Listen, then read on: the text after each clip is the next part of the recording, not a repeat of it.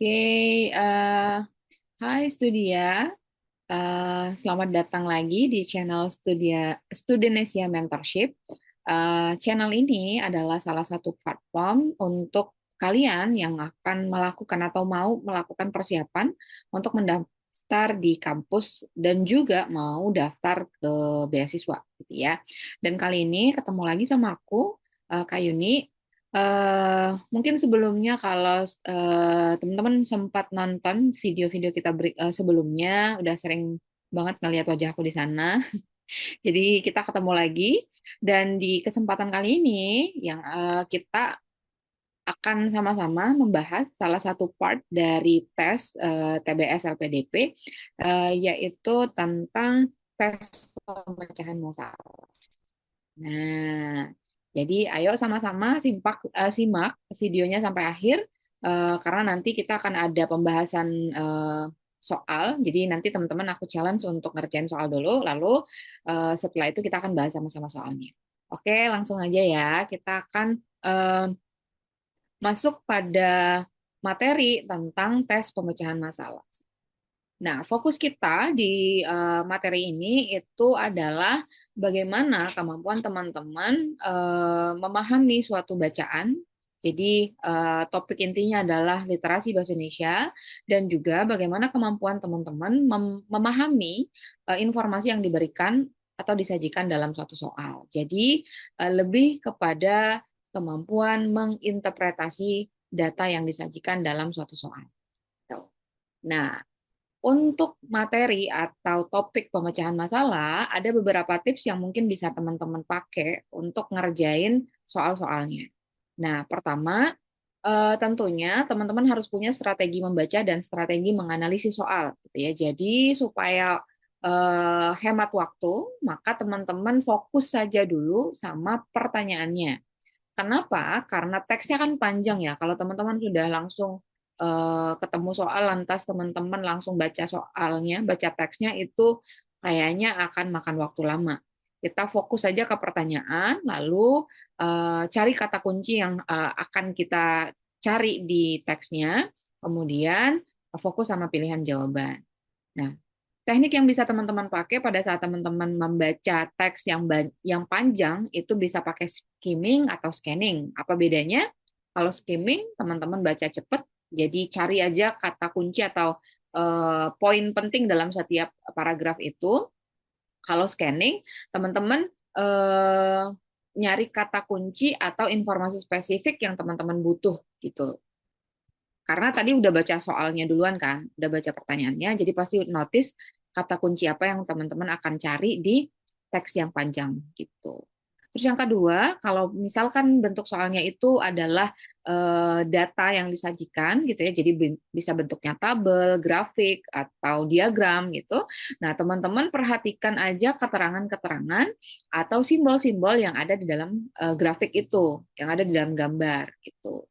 Jadi kita mencoba untuk meninterpretasi, memahami, memaknai setiap simbol yang ada. Gitu. Kemudian, kalaupun ada perubahan dari tampilan, misalnya kalau dia grafik dia naik turun gitu ya, atau dia cenderung naik atau cenderung turun, nah itu akan menjadi informasi yang sangat berguna yang mungkin akan ditanyakan dalam soal gitu.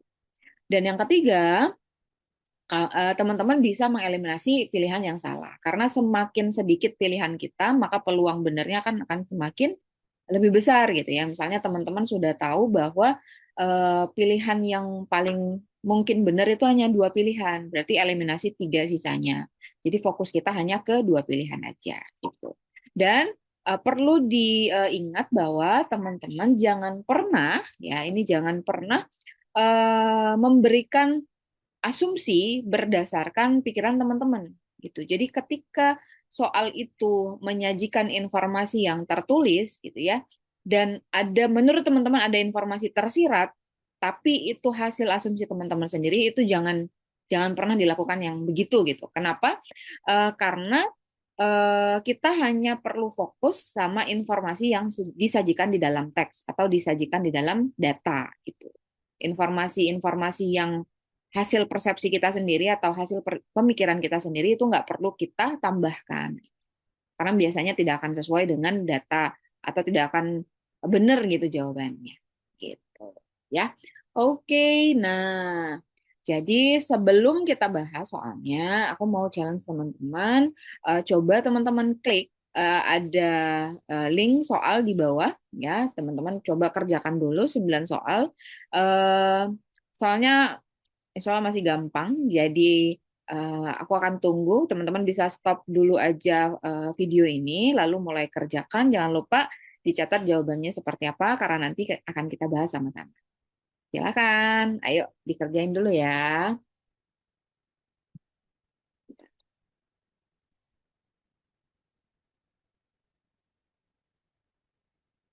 Oke, ini udah cukup kayaknya waktunya ya, karena soalnya juga cuma 9 soal. Jadi kita akan mulai bahas sama-sama ya. Oke, teman-teman kalau misalkan penjelasan aku masih terlalu sulit dipahami, boleh teman-teman stop aja dulu, coba pahami apa yang dijelaskan. Kalau teman-teman punya komen atau jawaban yang berbeda, boleh banget tulis jawaban teman-teman atau analisis teman-teman di kolom komentar ya. Oke, langsung aja kita mulai dari nomor satu ya. Oke, nah ini nomor satu. Ada satu teks yang nanti akan teman-teman gunakan untuk menjawab nomor satu sampai nomor tiga. Oke, langsung tadi tips yang pertama fokus ke pertanyaan. Jadi biarin aja teksnya, kita langsung ke pertanyaan. Oke, di pertanyaannya, bentar, ya. Dari paragraf satu, jadi fokus kita hanya ke paragraf satu, biji Arabica itu lebih mahal ya di pasar dunia dibandingkan dengan biji Robusta. Perbedaan kedua varietas ini terutama terletak pada oke. Jadi kita akan mencari kata kunci di paragraf satu itu adalah biji Arabica dan juga biji Robusta. Ayo kita cari di paragraf satu aja ya. Oke, di kalimat pertama kita nggak temuin kata-kata itu, kalimat kedua juga tidak, walaupun di sini disebutkan Arabica dan Robusta. Nah, teman-teman bisa ngelihat bahwa di kalimat ketiga di paragraf satu itu ada disebutkan biji Arabica. Oke, nah, di kalimat pertamanya itu biji Arabica di kata pertama ya, kalimat ketiga biji Arabica itu lebih mahal di pasar dunia. Kenapa? Karena memiliki rasa yang lebih ringan dan memiliki kandungan kafein yang lebih rendah. Oke, daripada biji robusta. Nah, kita udah dapat nih jawabannya teman-teman. Kenapa biji kopi Arabica itu lebih mahal? Karena rasanya dan juga kandungan kafeinnya. Berarti kalau dari opsi jawaban ini kita bisa pilih opsinya adalah A gitu. Gampang ya? Ini salah satu teknik membaca yang scanning tadi. Jadi teman-teman mencari kata kunci yang mau teman-teman temukan dalam setiap teksnya, gitu, paragrafnya gitu. Jadi itu lebih menghemat waktu. Gimana yang udah jawab? Jawabannya benar apa salah nih? Aku yakin sih pasti benar ya, karena ini masih eh, tersurat ya jawabannya tuh bisa dinotis dari teks yang aku lingkar-lingkarin ini. Oke, sekarang kita lanjut ya ke nomor 2. Oke, nah sekarang nomor 2 masih sama. Kita pakai tips yang tadi. Teman-teman fokus ke pertanyaan. Oke, di sini berdasarkan katanya paragraf kedua. Paragraf kedua, manakah pernyataan yang tidak benar? Oke, kita fokusnya hanya ke paragraf 2, lalu cari pernyataan yang tidak benar, berarti pernyataan yang salah. Oke ya. Nah, mulai dari opsi satu nih, opsi yang pertama A. Minyak sawit, karet, dan kakao merupakan komoditas yang menghasilkan devisa paling besar, lebih besar daripada kopi. Benar apa enggak? Kopi penghasil devisa terbesar setelah, oke, karena setelah berarti kopinya itu di posisi eh, apa namanya kelima, keempat ya, karena yang paling banyak itu minyak sawit, karet dan kakao. Berarti ini benar. Benar di sini bukan jawabannya, maksudnya pernyataannya benar, gitu ya. Kita pindah ke opsi B. Perkebunan kopi yang relatif kecil menjadi penyebab daya saing kopi Indonesia di pasar kurang kuat. Oke, fokusnya perkebunan kita relatif kecil. Nih, perkebunan kopi Indonesia, kita lanjut ya ke kalimat kedua di paragraf kedua, itu mencakup total kira-kira 1,24 ini. Oke, Indonesia juga memproduksi beberapa kopi spesial, yang paling terkenal adalah ekspor kopi hanyalah kecil sekali dari ekspor kopi dunia. Kenapa? Karena ini berlawanan dengan negara Vietnam. Kenapa? Karena Indonesia tidak memiliki perkebunan kopi yang besar dan efisien. Berarti benar nggak? Ya, ya pernyataan B itu benar sesuai sama teks yang ada di soal gitu. Kemudian kita pindah ke C ya. Sebagian besar hasil produksi biji kopi Indonesia adalah varietas robusta. Robusta. Maaf ya, tipu ya. Oke, sebagian besar hasil produksi biji kopi Indonesia. Coba kita bisa temukan di mana itu. Sebagian besarnya, oke. Pada saat ini perkebunan kopi Indonesia mencakup total wilayah ini dengan perkebunan kopi Robusta dan 307 hektar perkebunan kopi Arabica. Berarti sebagian besarnya, benar nggak sih kalau yang dihasilkan adalah varietas Robusta? Coba teman-teman perhatiin tuh di kalimat kedua. Sorry, kalimat ke mana ya? Kalimat ke kedua nih. Apakah benar Robusta?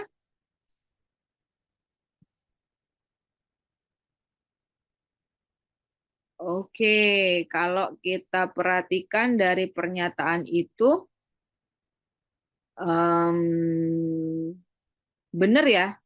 Kan dari teksnya teman-teman bisa lihat kalau bentar-bentar. Oke. Ada 933 hektar kopi Robusta dan 307-nya perkebunan kopi Arabica. Berarti yang paling dominan adalah kopi Robusta. Berarti ini juga benar. Karena sebagian besar kan. Terus yang D-nya, Vietnam memiliki perkebunan kopi yang lebih besar dibanding Indonesia. Apakah betul? Ya, karena dia bilang ini berlawanan dengan negara Vietnam, Indonesia tidak memiliki perkebunan kopi yang besar. Bener kan? Berarti Vietnamnya yang paling, maksudnya lebih besar dari Indonesia. Oke. Karena kita tahu bahwa A, B, C, dan D itu adalah pernyataan yang benar, sorry, berarti yang paling nggak benar, maksudnya yang salah itu pasti pernyataan yang D. Itu. Coba kita pastiin ya, jawaban kita benar apa enggak. Vietnam adalah salah satu negara produsen dan eksportir kopi paling besar di dunia setelah Indonesia. Salah kan? Kenapa? Karena tadi di pernyataan ini kan bertolak belakang dia. Karena Indonesia tidak memiliki perkebunan kopi yang besar dan efisien. Jelas berarti posisi Indonesia harusnya di bawah Vietnam, bukan kebalikannya. Jadi jawabannya E. Gitu. Oke, untuk soal nomor 2. Aku rasa teman-teman pada bisa semua ya. Ya, nah ini memang agak apa ya, tricky. Kenapa? Karena kita nggak pernah tahu jawaban yang benar itu ada di opsi berapa. Kan kebetulan di soal nomor 2 ini ternyata jawaban untuk nomor 2 itu adanya di opsi E. Terpaksa kita harus ngecek kan satu-satu ya. Jadi A dulu, B, habis itu C, habis itu D. Oh, baru notice kalau misalkan mereka semua benar, oh jawabannya di E.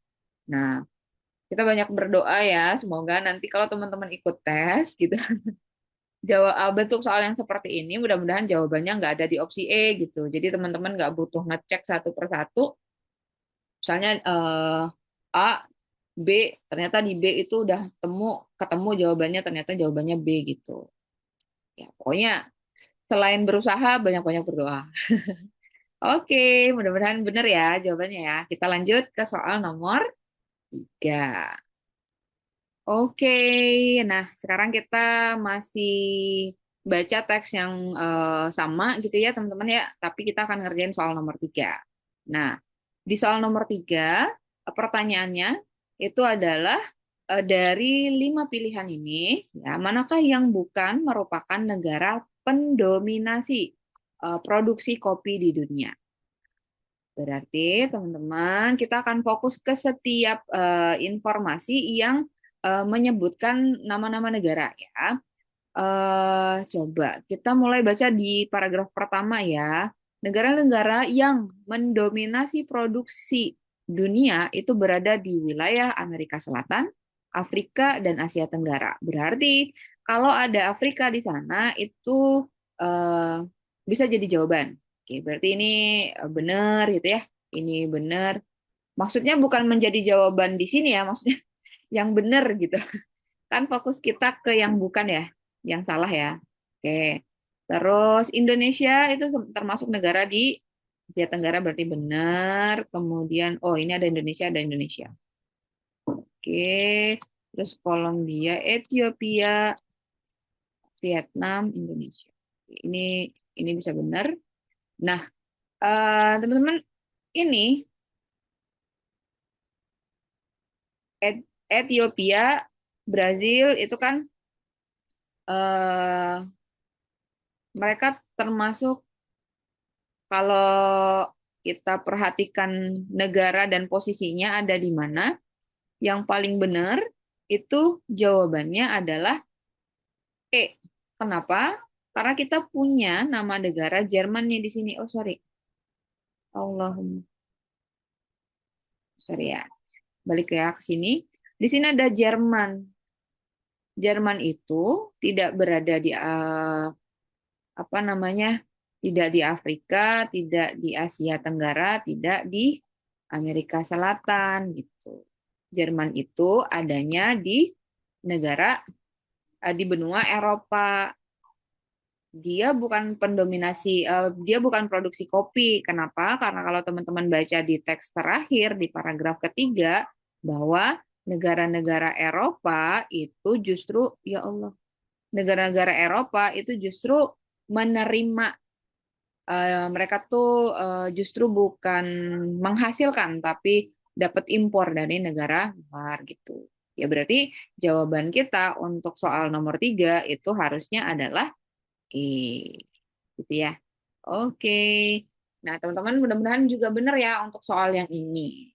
Karena itu bisa di-notice dari eh, negara-negara yang disebutkan di dalam teks.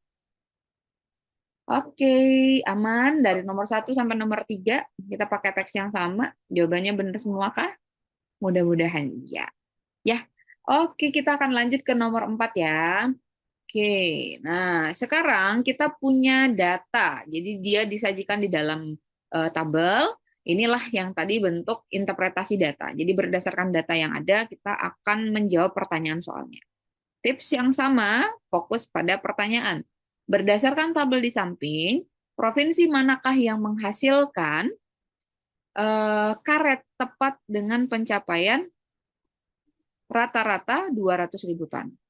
Yang kita cari itu adalah yang tepat pencapaiannya rata-rata 200.000 ton. Berarti kalau rata-rata itu ketika dia ada di dua negara berarti harus dihitung lalu bagi dua. Atau kalau cuma satu ya hitung aja berapa nilainya berdasarkan data. Kita ke opsi A ya, Lampung dan Sumut. Coba Lampung itu 160.000, Sumutnya Sumatera Utara 462. Kalau teman-teman tambah lalu teman-teman bagi dua, itu nilainya akan 600-an, 620-an. Ya. Ketika dirata-ratakan itu 310-an, berarti ini pasti salah. Kenapa? Karena mintanya itu tepat 200.000. Terus kalau Sumber dan Kalsel, Sumber ini datanya 152 dibagi sama Kalsel. Kalselnya 193. Kalau teman-teman tambah itu datanya sekitar 345.000. Berarti kalau dirata-ratakan itu nggak nyampe 200.000 ya. Berarti ini juga salah. Gimana Riau dan Jambi? Riaunya segini, berarti udah lewat dari 200.000. Kemudian Jambi 315. Juga udah lewat dari 200.000. Fokus pertanyaan kita itu yang pencapaiannya tepat di rata-rata 200.000. Berarti ada enggak? Enggak, karena Riau salah, Jambi juga salah. Berarti tidak ada jawaban yang benar gitu. Oke, nomor 4 itu gampang banget karena ada datanya disajikan di dalam tabel. Gimana? Teman-teman benar nggak nih jawabannya untuk nomor 4? Mudah-mudahan benar juga ya. Kita udah 4 soal. Dari 4 soal itu, aku harap teman-teman bisa pahami dengan maksimal penjelasan dari yang aku sampaikan. Kalaupun penjelasan aku atau penyampaian aku terlalu cepat, teman-teman boleh banget atur kecepatan pemutaran ininya ya, videonya gitu. Jadi bisa diturunin kecepatannya. Oke, kita akan lanjut ke soal berikutnya ya. Oke, di soal nomor 5, ini kita akan eh, menggunakan grafik yang disajikan. Jadi ada diagram di sana, akan kita pakai itu, dan langsung ke pertanyaannya berdasarkan gambar di samping. Kementerian atau lembaga manakah yang memiliki jumlah lowongan terbanyak? Oke, teman-teman pasti udah tahu, karena di pilihan jawaban itu sudah terlihat banget. Di grafiknya itu sudah terlihat ya, judul dari grafiknya Kementerian Lembaga dengan lowongan CPNS terbanyak di tahun 2019. Pastinya yang garisnya paling panjang, which is itu adalah Kementerian Agama. Ya udah, jawabannya gampang banget ya. Oke, itu buat eh, soal nomor 5. Nggak perlu waktu 1 menit 40 detik ya. Kurang dari 40 detik, teman-teman udah bisa jawab. Yang penting fokusnya adalah ke pertanyaannya, lalu lihat gambar atau grafik yang disajikan. Ini pasti benar semua ya. Kita lanjut ke soal nomor 6. Oke, sekarang kita lihat nomor 6 ya. Nah, di nomor 6 ada diagram yang menggambarkan jumlah siswa di sekolah X yang mengambil 3 mata pelajaran utama sebagai pilihan. Nah, jika diambil satu siswa secara acak, maka berapa peluang siswa tersebut mengambil paling sedikit 2 mata ajar atau 2 pelajaran. Nah, teman-teman bisa lihat ya, di situ ada grafik, ada diagram Venn, dari 3 himpunan yang saling beririsan. Ada yang ngambil mata pelajaran matematika, kimia, sama fisika. Nah, jadi ya, di sini kita misalnya aja ya, yang ngambil matematika itu ada M, ini M, kemudian yang ngambil kimia itu K, kemudian yang ngambil fisika itu F. Artinya kalau misalkan yang ditanya itu paling sedikit mengambil 3 mata ajar, karena paling sedikit ya, 2 mata ajar, berarti dia bisa ngambil matematika kimia, atau bisa ngambil matematika fisika, atau dia bisa ngambil kimia fisika, atau dia bisa ngambil matematika, kimia, fisika. Karena di sini kata-katanya paling sedikit. Artinya kalau paling sedikit boleh dong ya ngambilnya ketiga-tiganya. Gitu. Nah, di diagram Venn itu kan teman-teman udah lihat angka-angkanya di situ bahwa eh, angka itu menyatakan berapa banyak orang yang mengambil itu. Jadi misalkan yang ini nih, ini teman-teman lihat kalau di sini ada angka 18, berarti 18 orang itu hanya ngambil matematika aja. Gitu. Kalau misalkan 17 ini berarti dia ngambilnya cuman kimia aja. Tapi kalau 7 itu berarti dia ngambil tiga-tiganya karena 7 ini letaknya itu di antara ketiga apa ya? Ketiga himpunan ini. Jadi irisan dari ketiga himpunannya. Sampai sini bisa dipahami nggak? Mudah-mudahan bisa ya. Oke. Nah, tapi sebelum itu kita harus paham dulu konsep dari peluang. Jadi peluang itu rumusnya peluang dari kejadian A. Misalkan kejadian A itu adalah kejadian ya, milih 2 mapel gitu ya, kimia, fisika misalkan. Nah, maka peluang dari kejadiannya itu adalah berapa banyak orang yang ngambil kimia dan fisika dibagi dengan total orangnya. Maksudnya dalam satu himpunan ya, secara keseluruhan di sekolah X itu ada berapa orang banyaknya. Tuh. Nah, kalau kita lihat dari grafiknya, dari diagramnya, KF berarti yang ngambil kimia dan fisika itu kan ada 6. Cuman totalnya kita belum tahu gitu. Maka kita harus hitung totalnya. Nah, gimana cara ngitung total? Total dari semua orang yang ada di sekolah itu atau semua siswa yang ada di sekolah itu, teman-teman hitung yang ngambil matematika, ya, ditambah yang ngambil kimia, ditambah yang ngambil fisika, dikurang sama yang ngambil matematika fisika, yang ngambil matematika kimia, sama yang ngambil fisika kimia, tapi ditambah sama yang ngambil ketiga-tiganya, matematika, fisika, kimia. Gitu, ya. Ayo kita ulang, kita masukin angkanya ya. Yang ngambil matematika tuh 18 orang, kimia itu ada 17 orang, yang ngambil fisika itu ada 14 orang. Dikurangin yang matematika fisika. Matematika fisika itu berarti yang ini ya, 5 orang. Ini 5 orang, dikurang matematika kimia, berarti yang ini 3 orang. Kemudian fisika kimia 6 orang, ditambah sama 7 orang yang memilih ketiga-tiganya, yang di tengah ini. Oke, berapa nih semuanya? 18 ditambah 17, terus ditambah 14, dikurang sama 5, dikurang sama 3, dikurang sama 6. 35 ya. Terus ditambah sama 7. Berarti totalnya ada 42. Oke, berarti total semua siswa yang ada 42 siswa. Maka kita tinggal hitung, ya nanti semuanya per 42. Ini kan mau hitung peluangnya nih. Kalau di aturan peluang, ketika ada pencacahan dengan kejadian yang berbeda-beda, artinya ada pilihan kejadian, maka nanti operasinya pakai operasi penjumlahan. Jadi MK itu kan nanti berapa banyak yang milih MK dibagi dengan total. Atau itu ditambah ya, berapa banyak yang milih MF, kemudian dibagi total. Atau ini berapa banyak yang milih KF dibagi dengan total. Kemudian kita tambah lagi berapa banyak yang milih M, K, dan F dibagi sama totalnya. Kita masukin angkanya. MK berarti matematika sama kimia itu ada 3 dibagi 42, ditambah NMF berarti matematika fisika itu ada 5 dibagi 42, ditambah KF berarti kimia fisika itu ada 6 dibagi 42, ditambah yang milih ke 3-3. 7 per. Oke, sampai sini bisa dipahami ya. Nah, sekarang kita tinggal tambah.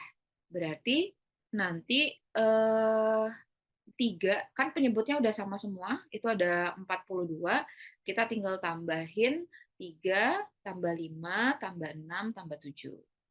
13 tambah 8 berarti 21 ya. Dibagi 42.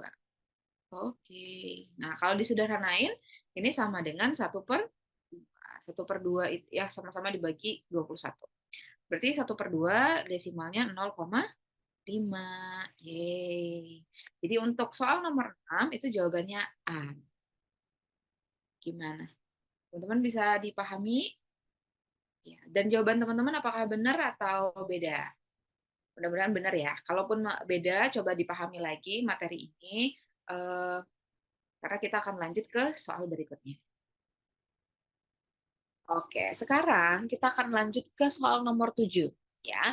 Nah, ada tabel di sana, kemudian pertanyaannya adalah dari kelima toko tersebut, toko mana yang memiliki rata-rata pengunjung paling tinggi selama 4 hari?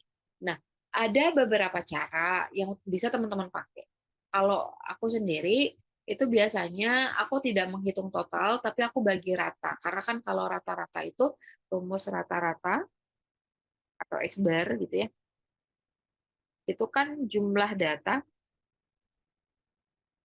dibagi banyaknya, banyak data ya.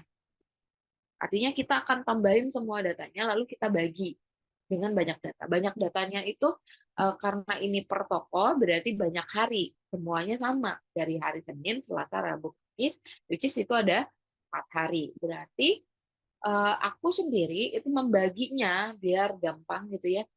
Eh, aku samain aja semua harinya. Contoh di toko A ada 45, ini 55, 50, 50. Nah, aku bagi si 55 ini, 5-nya aku bagi ke hari Senin. Jadi nanti ini ditambah 5, sorry, aku ganti aja ya. Ini ditambah 5, ininya dikurang 5. Jadinya nanti semuanya 50 semua. Berarti rata-ratanya ini 50. Ya enggak sih? Ya. Jadi 55 itu aku kurangin 5. Berarti kan ini jadinya 50. Nah, kita ganti aja ya. Ini jadi 50, berarti ini karena dia terima dari hari Selasa, ini jadi 50 juga, karena 45-nya ditambah sama 50. Terus hari berikutnya juga sama nih, ini 30, ini 30, ini 10, ini 10. Ya udah, 30 di hari Selasa, 10-nya aku pindahin ke hari Senin, jadi ini nanti jadi 20, ini jadi 20. Rabu yang 30, 10-nya aku pindahin ke hari Kamis, berarti ini 20, ini juga 20, jadi rata-ratanya 20. Kan rata-rata yang paling tinggi ya, berarti toko B udah nggak mungkin itu. Oke, terus sepertinya toko E ya, karena angkanya gede banget tuh. Misalnya kita distribusiin, kan yang lain tuh angkanya lebih kecil nih, ini lebih kecil ya daripada si E. Oke, ini misalnya kita hitung aja 70 yang ini jadi 60, 10-nya pindahin ke hari Senin, ini 60. Berarti rata-ratanya 60. Sedangkan yang lain itu angkanya lebih kecil daripada toko F. Toko E. C dan D itu lebih kecil daripada toko E. Gitu ya. Berarti jawabannya pastinya E. Tanpa teman-teman harus menghitung semuanya. Jadi teknik dari scanning atau skimming itu bisa juga diterapkan di dalam data gitu yang apa ya bentuknya berupa grafik atau berupa tabel. Oke, gimana nih? Jawaban teman-teman benar apa enggak? Pasti benar ya. Cuman durasi pengerjaannya mungkin akan berbeda-beda tiap orang karena ya cara mengerjakannya beda-beda. Oke, itu ya buat nomor 7. Kita masih ada 2 soal lagi. Masih semangat ya. Lanjut ke nomor 8. Oke, sekarang di nomor 8 ya. Kita punya eh, grafik di situ diagram batang. Lalu pertanyaannya adalah simpulan yang sesuai dengan isi grafik di atas. Kita lihat satu persatu karena emang apa ya nggak bisa kita langsung menyimpulkan kan pilihan jawabannya itu akan ada kemungkinan akan sama hanya satu yang benar ya.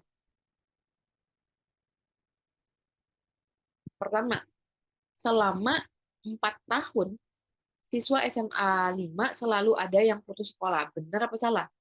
Oke, lihat ya. Faktor penyebab siswa putus sekolah di SMA 5. Kalau semuanya ada karena ekonomi, kriminal, dan narkoba, itu selama 4 tahun berarti selalu ada yang putus sekolah nggak? Benar, karena kan datanya memang penyebab siswanya putus sekolah. Berarti ini ya udah ya, jawabannya bisa benar. Oke. Terus faktor ekonomi penyebab utama siswa putus sekolah untuk setiap tahunnya, benar apa enggak? Ya benar ya, karena faktor utama itu menandakan dari grafiknya itu terlihat bahwa faktor ekonomi itu angkanya paling tinggi, batangnya paling tinggi gitu dibanding yang penyebab utama siswa putus sekolah berdasarkan data. Ini juga betul. Terus siswa SMA paling banyak terlibat tindakan kriminal sehingga ini pasti salah karena yang paling banyak itu karena ekonomi. Kemudian eh, selama 4 tahun SMA 5 paling banyak menjadi korban narkoba. Enggak juga. Narkoba menjadi faktor yang paling berpengaruh. Enggak juga. Berarti kita punya A dan B. Yang mana yang bisa menjadi jawaban? Apakah faktor ekonomi penyebab utama siswa putus sekolah? Iya, bisa jadi karena berdasarkan data. Tapi yang paling tepat menurutku sih jawabannya A. Karena selama 4 tahun tidak ada grafik yang hilang gitu ya. Artinya pasti ada siswa yang putus sekolah gitu ya dengan berbagai faktor penyebab baik ekonomi, kriminal dan narkoba. Tidak ada di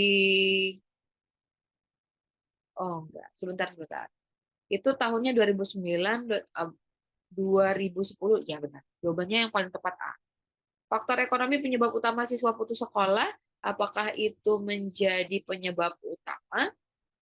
Hmm, iya, benar penyebab utama, cuman kita masih apa ya? Eh, masih masih memungkinkan adanya faktor yang penyebabnya nggak cuman faktor ekonomi, karena kan kalau dilihat dari datanya itu nggak sama gitu ya. Ya peningkatannya akan apa ya? Fluktuasi. Kan setiap tahunnya itu berbeda-beda, kayak tahun 2010 sama 2011 itu si kriminalisasi, faktor kriminal dan faktor narkobanya itu sama itu. Terus di tahun 2009 sama 2012 faktor kriminal dan narkobanya juga sama. Walaupun di faktor ekonomi itu cenderungnya naik ya dari tahun ke tahun.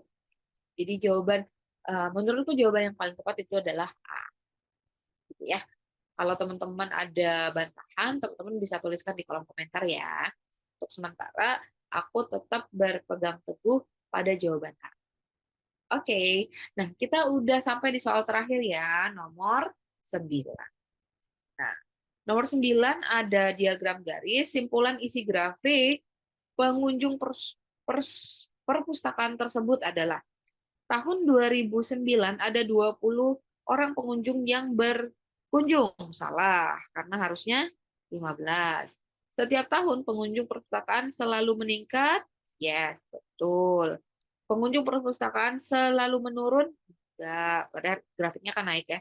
Pengunjung perpustakaan paling rendah di tahun 2012. Enggak, justru itu yang paling tinggi. Setiap tahun pengunjung perpustakaan tidak ada peningkatan. Enggak, jawabannya ya karena udah kelihatan ya dari gambarnya, dari grafiknya yang cenderung naik, berarti jawaban-jawaban yang menyatakan bahwa itu tuh turun, kemudian paling rendah itu udah pasti. Oke, itu ya jawabannya. Kita bahasnya udah 9 soal karena tadi memang ada 9 soal yang teman-teman kerjain. Mudah-mudahan penjelasan atau pembahasan yang aku sampaikan itu bisa dipahami. Kalaupun ada penyampaian aku yang terlalu cepat, teman-teman bisa atur kecepatan pemutaran videonya gitu ya, diperlambat saja. Atau kalau teman-teman ingin menganalisis lagi, teman-teman bisa pause dulu ya untuk bisa memahami setiap penjelasan yang aku sampaikan. Oke, karena ini udah soal terakhir dan kita sudah di penghujung pembahasan gitu ya. Teman-teman boleh banget kalau teman-teman punya usulan, punya materi yang pengen dibahas, teman-teman tuliskan di kolom komentar ya. Dan kita akan bahas itu di pertemuan-pertemuan berikut, di video-video berikutnya. Dan buat teman-teman, boleh banget ya yang sekarang menyaksikan video ini, share video ini ke teman-teman yang lain, supaya manfaatnya bisa dirasain bukan cuma teman-teman aja yang ngerasainnya, tapi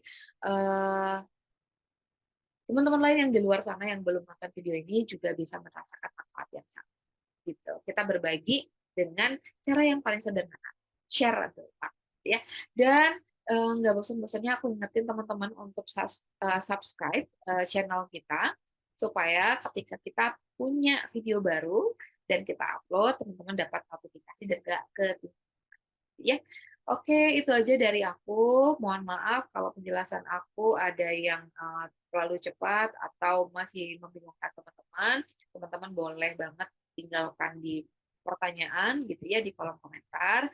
Dan aku pengen teman-teman tetap semangat apapun kesibukan teman-teman, optimis saja bahwa kalau rezeki itu pasti teman-teman akan menjadi awardee LPDP. Cuman ketika kita menjemput rezeki ada usaha yang harus kita lakukan. Jadi luangkan waktu teman-teman untuk terus belajar ya, sempat-sempatin nonton video kita atau teman-teman punya buku pegangan sendiri, itu silakan bahas soalnya.